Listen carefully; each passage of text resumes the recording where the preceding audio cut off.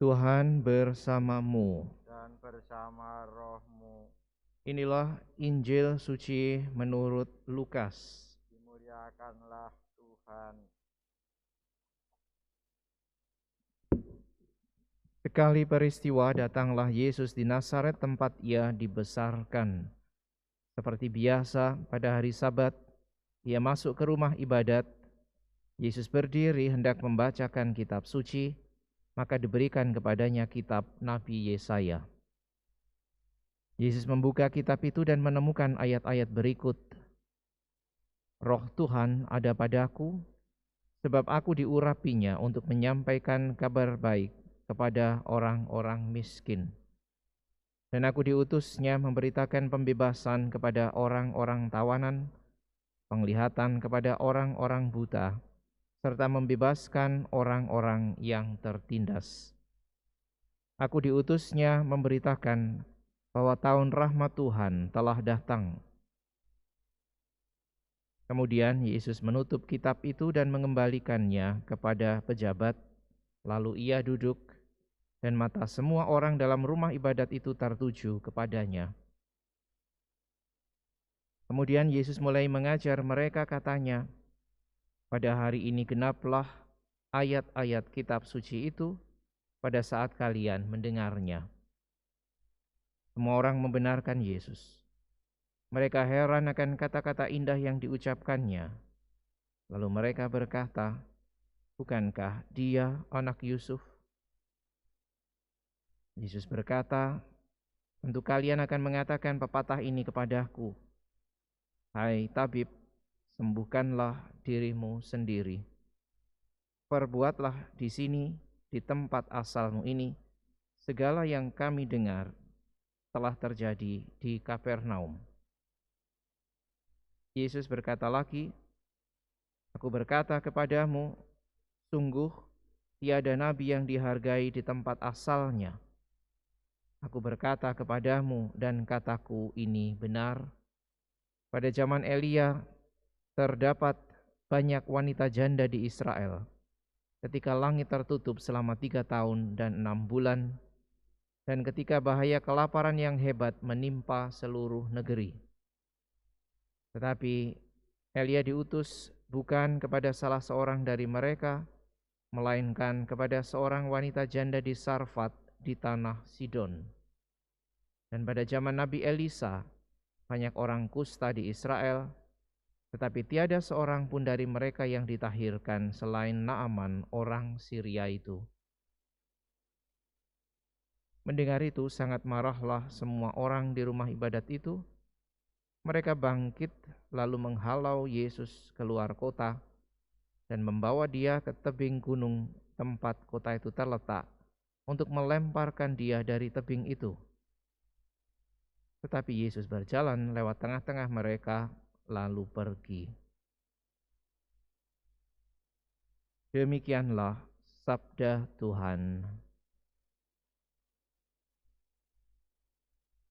Saudara sekalian yang terkasih, hari ini kita mendengarkan bacaan Injil yang menjadi bagian awal dari pewartaan Yesus menurut Injil Lukas.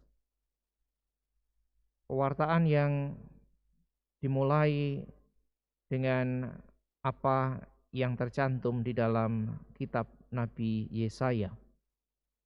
Penegasan Yesus bahwa ia datang untuk menyampaikan kabar baik, terutama kepada orang-orang yang di mata masyarakat adalah orang-orang tersingkir, tidak sedikit pun ditolak oleh orang-orang yang mendengarnya. Mereka membenarkan apa yang tadi dikatakan oleh Yesus. Tetapi begitu Yesus mengatakan bahwa sabda ini genap pada hari ini juga, ketika itu dikatakan, reaksinya menjadi berubah, sangat marah. Saudara sekalian yang terkasih, mengapa mereka yang mendengarkan hari itu begitu marah? Begitu Yesus mengatakan bahwa sabda itu pada hari ini juga terpenuhi, karena mereka melihat Yesus hanya dari apa yang mereka pikir dan mereka kenal di dalam kehidupan mereka sehari-hari. Bukankah ia ini anak Yusuf? Maka ketertutupan hati mereka pada pewartaan sabda Tuhan yang bisa dibawa oleh siapa saja membuat kehadiran Yesus selalu seolah menjadi ancaman.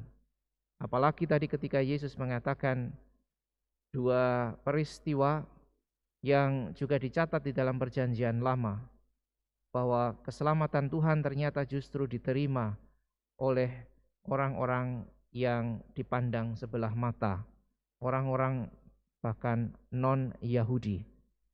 Maka kita bisa mengerti bahwa orang yang mendengar hari itu sangat marah. Dari peristiwa ini kita bisa belajar bahwa sungguh Allah bisa berkarya, bersabda lewat cara-cara dan bahkan pribadi yang mungkin menurut ukuran manusiawi kita di luar kalkulasi kita. Yesus memang hadir sebagai pembawa warta keselamatan, tetapi kehadirannya tampaknya tidak selalu sesuai mungkin dengan keinginan pribadi manusia. Dan persis pada titik itulah kita sebetulnya senantiasa diajak untuk meneliti batin dan pikiran kita. Apakah yang kita inginkan, yang kita harapkan dari Allah, pikiran dan harapan kita dan ukuran-ukuran manusiawi kita sendiri, atau sebaliknya kita bersedia diubah ketika menemukan bahwa apa yang Tuhan wartakan menjadi sesuatu yang jauh lebih baik sebetulnya, meskipun tidak selalu sesuai dengan keinginan dan harapan kita. Kita dengan rendah hati diajak untuk berani senantiasa bertobat, manakala sabda Tuhan justru menantang kita, membuat kita bekerja jauh lebih keras, atau meminta kita untuk melepaskan hal-hal yang kerap kali justru menghalangi kita dari hadapannya. Semoga dengan kerendahan hati dan keterbukaan hati, kita boleh semakin merasakan sukacita yang jauh lebih besar, karena justru untuk itulah Tuhan datang dan mewartakan dirinya bagi kita semua.